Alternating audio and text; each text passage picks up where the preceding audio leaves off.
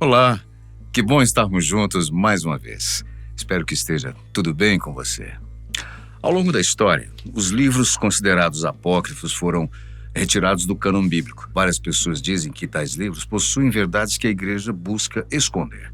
Entre eles, a existência de Lilith, a suposta primeira mulher de Adão que foi apagada da Bíblia. Neste vídeo, vamos investigar por que e como o livro de Lilith foi retirado da Bíblia. O primeiro ponto para abordarmos aqui é que, historicamente, não existe uma literatura específica que fale sobre a existência dessa que teria sido a primeira mulher de Adão. Além disso, não existe qualquer material do tipo que tenha sido escrito na época em que foram escritos os outros diversos livros pertencentes ao cânon bíblico. Na verdade, a figura de Lilith, como conhecemos hoje, surgiu muito depois, entre os séculos V e a Idade Média, e foi fruto de um longo e constante processo histórico. Em breve falaremos dele. Antes disso, vamos explicar o trecho bíblico que realmente menciona a palavra Lilith, mas não do jeito que você imagina. Isaías 34 diz o seguinte: criaturas do deserto se encontrarão com hienas, e bodes selvagens balirão uns aos outros. Ali também descansarão as criaturas noturnas e acharão para si locais de descanso. Isaías 34, 14. O trecho original em hebraico conta com a palavra Liliot, que é o plural de Lilith. Portanto, não era um nome próprio, já que não estava no singular. Adicionalmente, o termo era usado para se referir à noite ou coisas noturnas. Logo, os tradutores traduziram a palavra Liliot para criaturas noturnas, já que o trecho está falando de diversas criaturas e o termo remete à noite. Isaías, então, não está nem de longe mencionando a tal primeira esposa de Adão, ficou claro. Essa conclusão é similar ao caso de Lúcifer, também escrito em Isaías. A tradução original significa estrela da manhã, e a Bíblia não faz nenhuma menção à sua existência. Ou seja, tanto Lilith quanto Lúcifer são palavras com outros significados no original e não se referem às figuras do diabo e da primeira mulher de Adão. No caso de Lilith, isso faz bastante sentido. Caso a figura estivesse no meio judeu, teria vindo de uma entidade babilônica. No entanto, o livro de Isaías foi escrito antes do exílio dos judeus na Babilônia. Portanto, o povo ainda não tinha sido tocado pelos ideais babilônicos. A questão nos joga para o processo histórico por trás da formação da figura mitológica de Lilith. Originalmente, a chamada de Lilith, a mulher, era uma divindade suméria da fertilidade e da bruxaria. Depois, os assírios e os babilônios a associaram com uma espécie de espírito maligno. Anos depois, o mito chegou aos gregos, que reconstruíram a história e deram a ela uma origem. O nome da mulher na Grécia era Lâmia. Lâmia teria sido uma mulher lindíssima que teria atraído o chefe dos deuses olimpianos, Zeus. Era a esposa de Zeus, encheu-se de ciúmes, é claro, e como sempre, em vez de punir o marido, resolveu punir a mulher.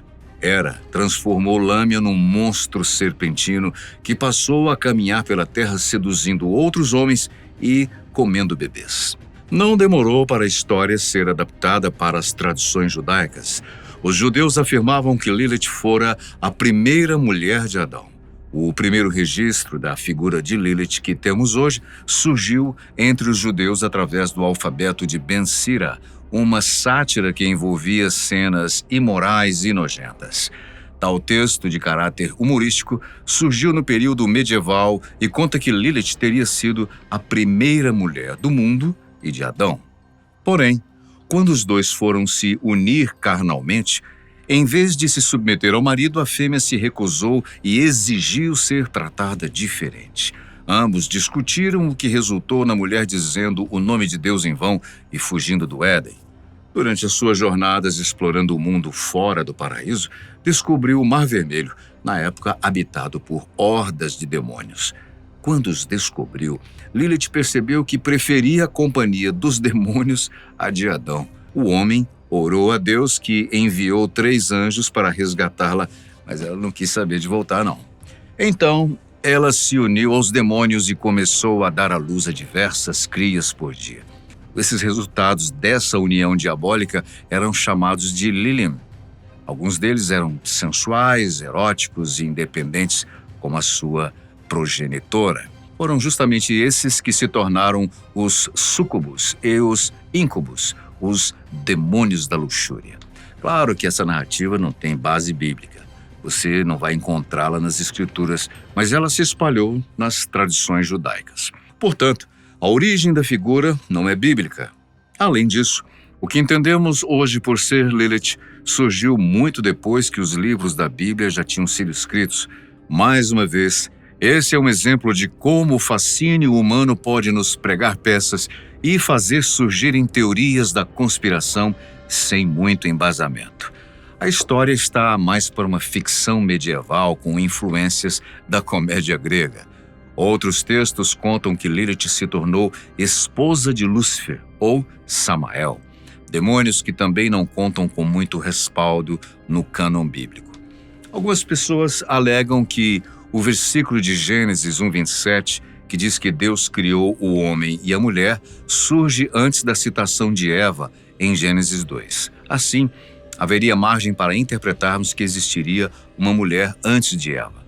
Outro ponto para argumento é a reação de Adão ao dizer esta sim, como se houvesse uma outra anterior. Então vamos esclarecer isso. Disse então o homem: esta sim é osso dos meus ossos e carne da minha carne.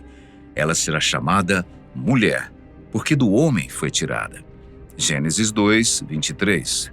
Portanto, é como se Adão escolhesse Eva em detrimento da mulher que tinha anteriormente. Dá margem para se pensar assim. Mas essa visão é um erro de interpretação. Na verdade, o primeiro capítulo de Gênesis conta quando o homem e a mulher foram criados em meio a tudo. Já o capítulo 2 detalha como Adão e a mulher foram criados. Logo, sempre que o livro usa o termo homem e mulher nesses primeiros capítulos, está se referindo exclusivamente a Adão e Eva. Vale destacar que a mulher só passa a se chamar Eva no capítulo 3, o que deixa ainda mais claro que só existe uma. Quando Adão diz esta sim, está se referindo ao fato de Eva ser igual a ele e diferente das demais espécies de animais, não diferente a uma mulher anterior. Outra tentativa de inserir Lilith em Gênesis vem de uma crença islâmica de que a mulher seria a serpente que enganou Eva. Porém, a própria Bíblia diz que tal serpente é o diabo, no Novo Testamento. Apocalipse 12:9 diz que ele é a antiga serpente chamada Diabo ou Satanás, que engana o mundo todo. A presença de Lilith também abriria espaço para a existência de uma humanidade fora do Éden. Ela poderia ser a mãe dos homens que viviam fora, ou de criaturas híbridas de demônios, como diz a lenda. Essa poderia ser a explicação para a linhagem de Caim, já que muitos se perguntam com quem Caim se casou após abandonar sua família e ser expulso por Deus. No entanto, essa explicação também não é plausível. Segundo a Bíblia, as pessoas viviam centenas de anos nesse estágio inicial da humanidade. Por isso, pode ter se passado muito tempo desde o momento em que Caim fugiu até ele se casar. Outra coisa, muitos anos podem ter se passado da saída do jardim até o nascimento de Caim. E nesse tempo, Adão e Eva podem sim, claro, ter tido mais filhos, inclusive filhas. Então, a conclusão é, sim, havia outras mulheres com quem Caim pudesse se casar, não há nenhum mistério nisso. Vejamos o versículo 17 do capítulo 4 de Gênesis. E coabitou Caim com sua mulher. Ela concebeu e deu à luz a Enoque. Caim edificou uma cidade e lhe chamou Enoque, o nome do seu filho. Gênesis 4:17. Como está escrito, Caim não só encontrou e se casou com a sua mulher na terra de Nod, ao oriente do Éden. Ele também edificou uma cidade naquele local, em homenagem ao seu filho. Se foi possível construir uma cidade, ainda que ela parecesse mais com um assentamento do que com as cidades de hoje, é porque havia várias outras pessoas, claro. Provavelmente, já havia um grupo de pessoas habitando Nod antes de Caim.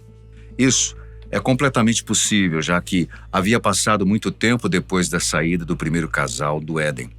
Até Caim chegar lá, poderiam ter nascido outros filhos de Adão que não fossem Sete e também outras filhas.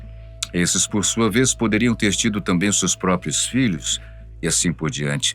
Não demorou, então, para que esse primeiro grupo de pessoas se espalhasse, até que atingissem também a terra de Nod. E foi lá que Caim se assentou, encontrou uma esposa, teve um filho e edificou uma cidade. Bom, deu para entender, né? A origem dessa mulher de Caim, que é pouco falada no livro de Gênesis. Ela pertencia a um grupo de pessoas que haviam se espalhado por aquela região e que, sim, eram descendentes de Adão e Eva. Mas agora, há outro problema.